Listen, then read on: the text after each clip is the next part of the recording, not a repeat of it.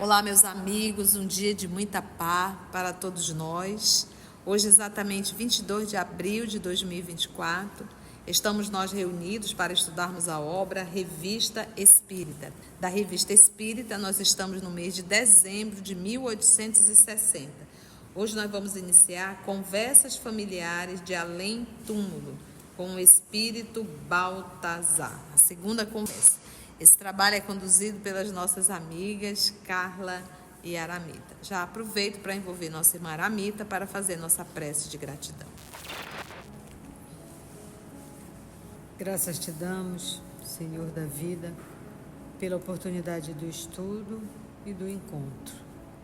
Ajuda-nos a compreendermos essas lições, dessas conversas familiares de além-túmulo, que sempre trazem algum ponto que nos chama a atenção, o que podemos melhorar, aonde podemos modificar nossas atitudes e nossas ações. Ajuda para que possamos utilizar essas lições em nós. Pararmos com essa mania de apontar para o outro, dizer que isso bem servia para A, para B ou para C. Ajuda-nos para que nós que aqui estamos e quem quer que escute essas lições, que utilize-as primeiro em si e depois sirva de exemplo através de novas atitudes, novas palavras a quem quer que esteja perto dele. Então ajuda-nos com teu amor, com a tua compreensão e ajuda-nos a porfiarmos para ficarmos contigo, porque tu estás conosco desde sempre, que assim seja. Conversas familiares de além túmulo. Primeira será Baltazar, o espírito gastrônomo, que já nos apareceu antes, não é? O espírito de Baltazar, ele aparece na revista de novembro desse mesmo ano, de 1860, e uma coisa que ficou bem dele é que ele ditou uma frase por meio de batidas. E a frase que ele disse foi: gosto da boa mesa e das mulheres. Viva o melão e a lagosta, o café e o licor. Foi isso que ele disse através de batidas. O espírito Se gostar de comida, né? Ou seja, um espírito da terceira ordem por causa das manifestações físicas, né? Segunda conversa. Um dos nossos assinantes, ao ler na Revista Espírita do mês de novembro a evocação do espírito que se deu a conhecer pelo nome de Baltazar, julgou reconhecer um homem que havia conhecido pessoalmente, e sua vida e caráter coincidiam perfeitamente com todos os detalhes relatados. Não duvidava que fosse o mesmo que se tinha manifestado sob o nome de Fantasia, e pediu-nos que nos certificássemos em nova evocação. Segundo ele, Baltazar não era outro senão o senhor G. de Laerre, conhecido por suas excentricidades, sua fortuna e seu pendor gastronômico. Evocação. Senhor Baltazar, se for da permissão, etc, etc. Eis-me aqui, mas nunca tendes algo a me oferecer. Decididamente não sois amáveis. Quereis dizer o que vos poderíamos oferecer para vos ser agradáveis? Pouca coisa. Um chazinho, um jantarzinho muito fino. Eu gostaria mais disso. E essas senhoras, sem contar os senhores aqui presentes, não o poriam de lado, a vez de concordar. Conhecestes um certo senhor G. de Laerre? Creio que sois curioso. Não se trata de curiosidade. Dizei por obséquio se o conhecestes. Então, quereis descobrir o meu incógnito. Portanto sois senhor G. de Laerre. Sim, e sem almoço. Não fomos nós que descobrimos vosso incógnito. Foi um dos vossos amigos aqui presente que vos reconheceu. É um falador que deveria ter ficado calado. Em que isto vos pode aborrecer? Em nada, mas eu preferia não ter sido reconhecido imediatamente. Tanto faz, não esconderei meus gostos por isso. Se conhecesses os jantares que eu dava, convirias francamente que eram bons e tinham um valor que hoje não mais se aprecia. Não, o amigo reconheceu mesmo ele, né? Isso é interessante para variar a particularidade. Que a pessoa leu e identificou, né? Identificou. Está presente lá. E está presente. Rapaz, eu conheço esse cara. Porque agora ele disse que aqui presente que vos reconheceu, Ele pediu para ver se era. Foi um dos vossos amigos aqui presente que vos reconheceu. Aí ele fala aqui que um dos assinantes, ao ler, mas depois devia estar lá, né? Leu na revista, mas foi lá. Epa, esse aqui eu conheço. 8. Não os conhecia, os banquetes deles, os jantares. Mas falemos mais seriamente, por favor, pondo de lado os jantares e ceias que nada nos ensinam. Nosso objetivo é de nos instruirmos, razão porque vos pedimos dizer qual o sentimento que vos levou, no dia de vossa festa de formatura como advogado, a fazer jantar vossos confrades numa sala decorada em câmara mortuária. Não desvendais, no meio de todas as minhas excentricidades de caráter, um fundo de tristeza causado pelos erros da sociedade, sobretudo pelo orgulho daquela que eu frequentava e da qual fazia parte pelo nascimento e pela fortuna? Eu buscava atordoar o coração por meio de todas as loucuras imagináveis e por isso me chamavam louco, extravagante. Pouco importava. Saindo desses jantares tão elogiados por sua originalidade, eu me apressava a praticar uma boa ação que ignoravam. Mas, para mim, era indiferente. Meu coração ficava satisfeito e os homens também. Eles riam de mim enquanto eu me divertia com eles. Que não direis dessa ceia em que cada conviva tinha seu caixão atrás de si. Seus tristes semblantes me divertiam muito. Como vedes, era loucura aparente unida à tristeza do coração. Era um jantar com... Que no Ele fez fundo... um jantar temático.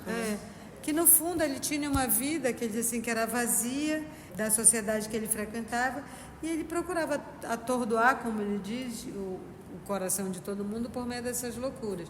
Mas ele conta que depois ele praticava uma boa ação, mas essa ação Ninguém ficava também, mas também era indiferente para ele. Não despertava o sentimento, né? Qual a vossa opinião atual sobre a divindade?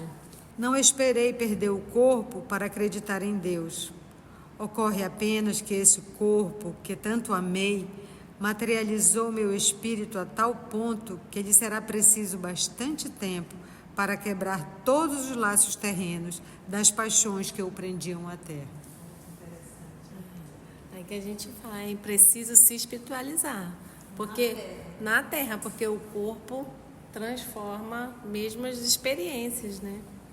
E ele ficou tão materialista que... É assim, quanto mais eu busco prazer, e quanto mais o prazer me escraviza, me apraz, eu sinto necessidade, eu gosto dele, mais materializado fica meu corpo, mais grosseiro fica meu corpo perispiritual. E é isso que ele está dizendo. Por exemplo, ele gostava das comidas, das festas, e em festa rola tudo, né, gente? Então aqui está falando muito da alimentação, mas da mesma forma ele poderia ter outras tendências, né? Então você vê que é um homem que valorizava muito os prazeres, né? E a própria satisfação de ver a festa, do barulho, das risadas, né? Tudo isso também são formas de prazeres.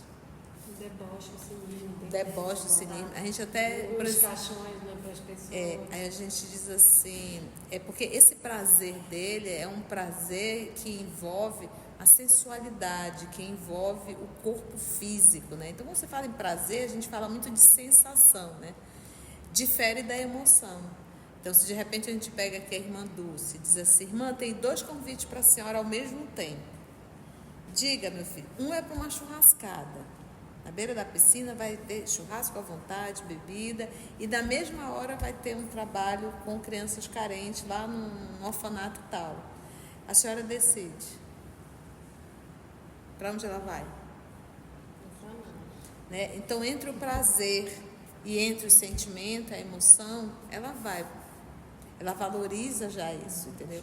Então, é espiritualidade mesmo. Então, outra pessoa não. Ah, não. Vou lá mesmo perder uma festinha. Ah, não, vou não. Então, só para gravar, ele diz assim: esse corpo que tanto amei materializou meu espírito a tal ponto que lhe será preciso bastante tempo para quebrar todos os laços terrenos das paixões que o prendiam à terra. Observação: vê-se que podemos tirar de um assunto aparentemente frívolo muitos ensinamentos úteis. Não haverá algo de eminentemente instrutivo nesse espírito que, conservando no além-túmulo os instintos corporais, reconhece que o abuso das paixões, de certo modo, materializou o seu espírito? Então, como ele sempre diz, não é por curiosidade, é que há alguma coisa para estudar. Próxima conversa familiar: a educação de um espírito. Um de nossos assinantes, cuja esposa é excelente médium escrevente, não pode, apesar disso, comunicar-se com seus parentes e amigos, porque um espírito mau se impõe a ela e intercepta, por assim dizer, todas as comunicações, o que lhe causa viva contrariedade. Notemos que há simples obsessão e não subjugação, porquanto a médium absolutamente não é enganada por esse espírito, que, aliás, é francamente mau e não procura esconder o seu jogo. E, geralmente, na fascinação, ele se finge de bom, né? Diz que só quer o bem, mas esse aqui está dizendo, não, claramente eu sou malvado e eu vim aqui para o mal. E na subjugação, o encarnado não tem discernimento, ele se apossa e faz o que quiser. E diz assim que ela claramente reconhece, só causa contrariedade. Então, ela claramente reconhece e ele claramente se declara mal e que veio para o mal. Tendo pedido nossa opinião a respeito, dissemos-lhes que não se livraria dele nem pela cólera, nem pelas ameaças, mas pela paciência, que era preciso dominá-lo pelo ascendente moral e buscar torná-lo melhor pelos bons conselhos, que é um encargo de alma que lhe é confiado e sua dificuldade lhe será meritória. Então, nada de ficar com raiva, desejar o mal, querer que ele suma para ele pegar. Prazejar, nada de atrair mais o coleguinha. Porque a palavra-chave é ascendente moral. Essa é a palavra-chave, porque o espírito ele tem uma ação sobre nós, porque de certa forma nós não temos a ascendência moral. Quando nós conquistamos a ascendência moral, nós eles deixam de ter ação sobre nós. É por isso que a conduta moral do médium é de fundamental importância. Fundamental importância mesmo, porque senão ele vai cair em perigo. Não só o médium ostensivo, todos nós, né? Mas o médium ostensivo fica de forma até mais ostensiva ainda essa queda, entendeu? Conforme nosso conselho, marido e esposa empreenderam a educação desse espírito e devemos dizer que se conduzem admiravelmente. E aí eu estudando aqui pensei, a educação do espírito e a educação deles mesmos, né? De não desejar o mal, de vigiar os pensamentos, de se moralizar. Então foi uma educação mútua. Ninguém educa o outro sem se educar. E devemos dizer que se conduzem admiravelmente. Se não o conseguirem, nada terão a se censurar. Extraímos algumas passagens dessas instruções que damos como modelo no gênero e porque a natureza desse espírito nelas se desenha de maneira característica. Aí agora a passagem, primeira pergunta. Para que sejas mau assim, é preciso que sofras? Sim, sofro. E é isso que me faz ser mau. Jamais sentes remorsos do mal que fazes ou procuras fazer? Não, jamais tenho remorso e gozo o mal que faço, pois não posso ver os outros felizes sem sofrer. Agora, essas indagações eram feitas pelo esposo dela, né? E ele, que como ela ela é era médica, escrevente, né, passou esse material para o professor Denizar, né? Isso. Que ele está reproduzindo aqui na revista, né? Isso. Que é o que ele diz assim, que são as instruções de como conversar, né? Não admites, então, que se possa ser feliz com a felicidade dos outros, em vez de encontrar a felicidade em sua desventura?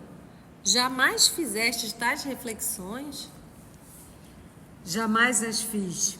E acho que tens razão. Mas não posso fazer o bem. Eu sou...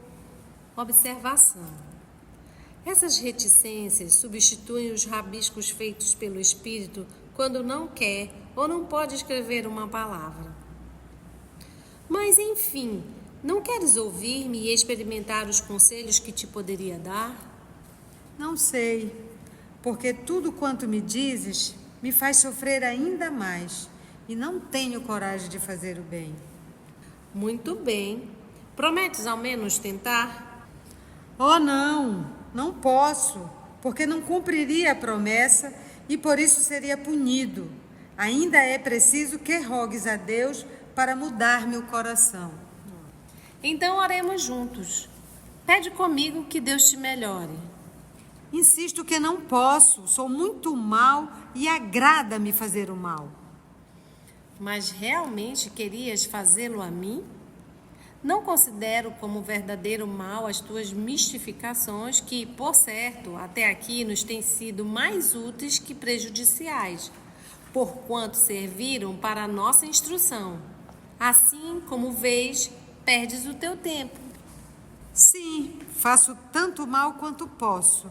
E se não faço mais, é por não poder. Quem te impede de fazer isso, então?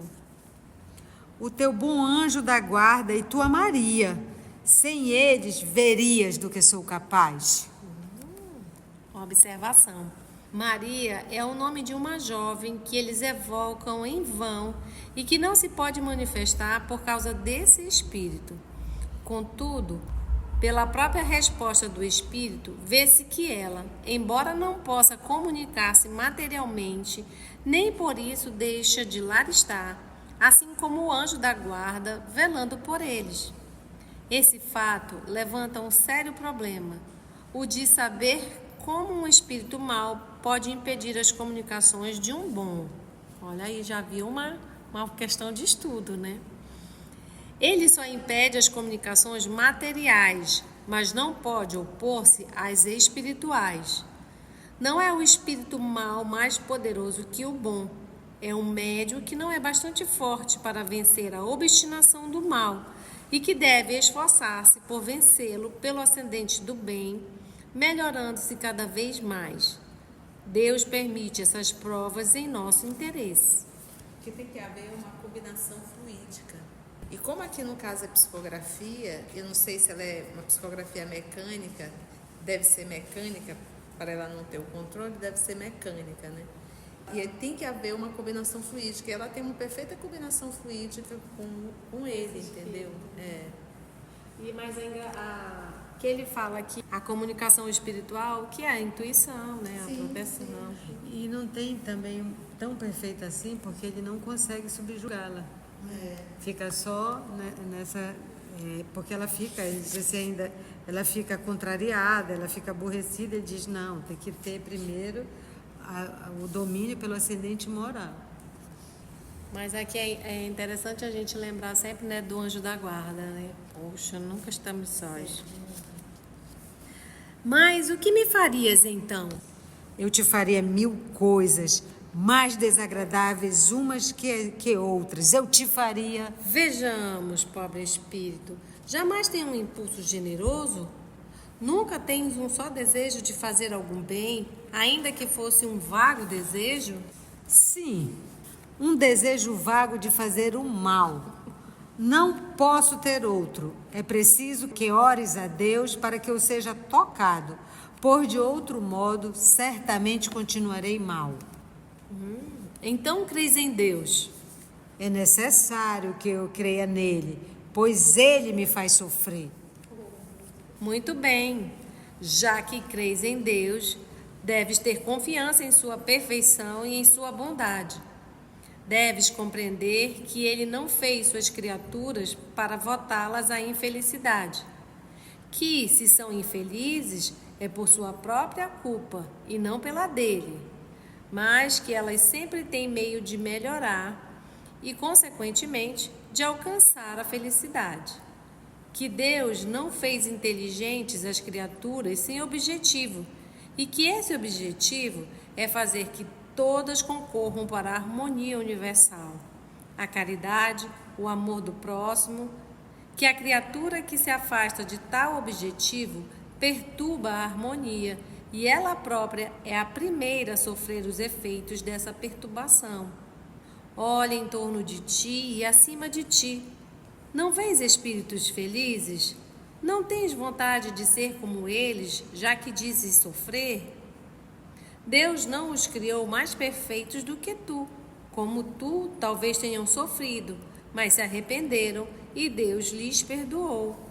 Podes, pois, fazer como eles. Começo a ver e a compreender que Deus é justo. Eu ainda não tinha visto. És tu que me vens abrir os olhos. Então, já sentes o desejo de melhorar? Ainda não. Espera que ele virá. Eu o espero. Dissestes à minha mulher que ela te torturava enquanto te invocava. Crês que procuremos torturar-te? Não, bem vejo que não. Mas não é menos verdade que sofro mais que nunca e vós sois a causa disso. Observação. Interrogado sobre a causa de tal sofrimento, um espírito superior respondeu: vem do combate a que ele se entrega, malgrado seu, sente algo que o arrasta para um caminho melhor, mas resiste. É essa a luta que o faz sofrer. Quem vencerá nele, o bem ou o mal? Que é aquilo que os espíritos sempre dizem, né? Não recalcitres, né? E recalcitrar é não ceder, não querer obedecer, não se entregar a isso. Aí o espírito superior responde: quem vencerá, né? O bem ou o mal? O bem, mas a luta será longa e difícil.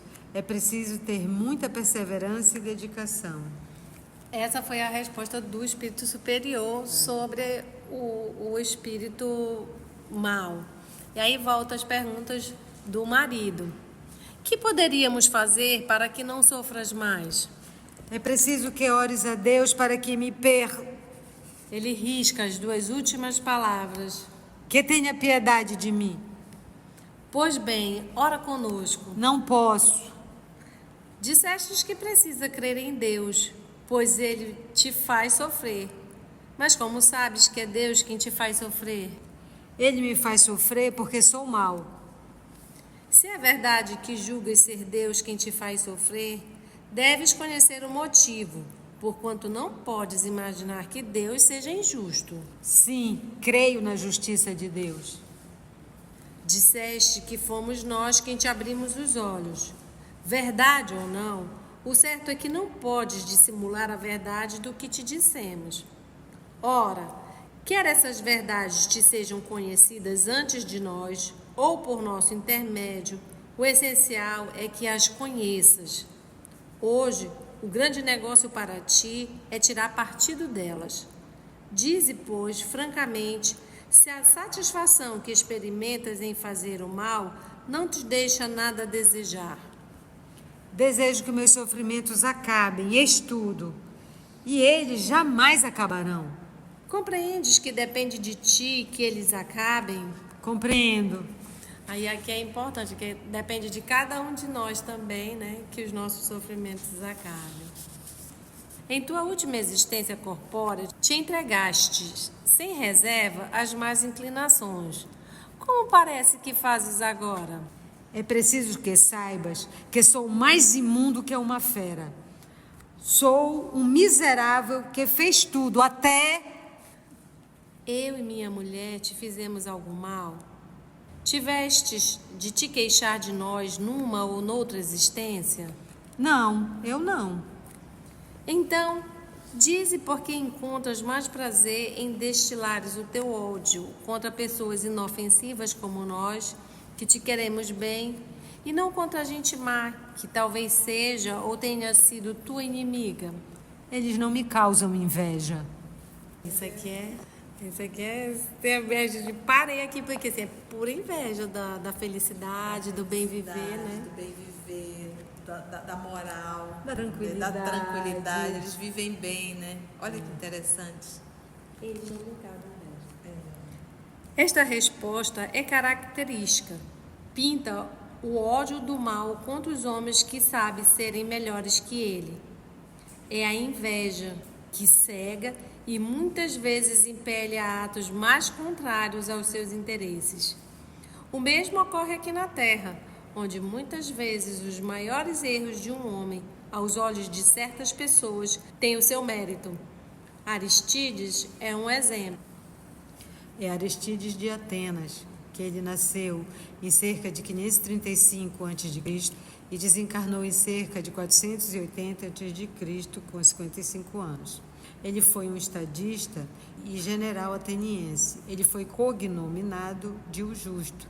Ele tinha rivalidade com Temístocles, político e general que liderou o Partido Democrático Ateniense. O conflito entre os dois líderes resultou no ostracismo, ou seja, o exílio do Aristides. Aí, passados uns anos, ele, em vista de anistia para os exilados, ele volta para Atenas e ajuda na defesa da cidade contra os persas. Na Batalha de Salamina, Aristides apoiou lealmente Temístocles e coroou a vitória ateniense, aniquilando os persas. Ele tinha inveja do Temístocles por causa das ideias do Temístocles. Mas acabou ajudando, né? No final, ele, depois de passar mais de 10 anos de ostracismo. Eras mais feliz na terra do que agora? Oh, sim, era rico e de nada me privava. Cometi baixezas de toda sorte e fiz todo o mal que se pode fazer quando se tem dinheiro e miseráveis à disposição. Por que me pedias outro dia que te deixasses em paz? Porque não queria responder às perguntas que me fazias, mas estou muito à vontade por me evocares e queria sempre escrever porque o tédio me mata. Oh, não sabes o que é estar continuamente na presença das faltas e dos crimes como estou. Que impressão experimentas à vista de uma ação generosa? Experimento despeito, gostaria de aniquilá-la. Meu Deus, isso é forte, né? Durante tua última existência corpórea, jamais fizestes uma boa ação, fosse qual fosse o móvel? Fiz por ambição e por orgulho, jamais por bondade. É por isso que não me foi levado em conta. A intenção é tudo. Observação. Essas conversas se prolongaram durante grande número de sessões e ainda neste momento, infelizmente sem resultado muito sensível. O mal domina sempre nesse espírito que só em raros intervalos demonstra alguns clarões de bons sentimentos. É uma desobsessão. Uma desobsessão dele mesmo, né? É um trabalho de desobsessão, mas que não temos tanto nesse momento, mas que estava sendo feito. Vai entrando aos pouquinhos, né? O mal domina sempre nesse espírito que só em raros intervalos demonstra alguns clarões de bons sentimentos. Assim, é uma tarefa penosa para os seus instrutores. Contudo, esperamos que com perseverança consigam domar essa natureza rebelde ou ao menos que Deus leve em conta os seus esforços. E assim finalizamos essa bela comunicação que nos ensina que não estamos sozinhos mesmo e que a maldade, o mal-querer estão em todos os lugares e que a gente precisa manter nosso pensamento positivo, nossa fé em Deus e não desejar o mal, porque é aí que ele se cola na gente.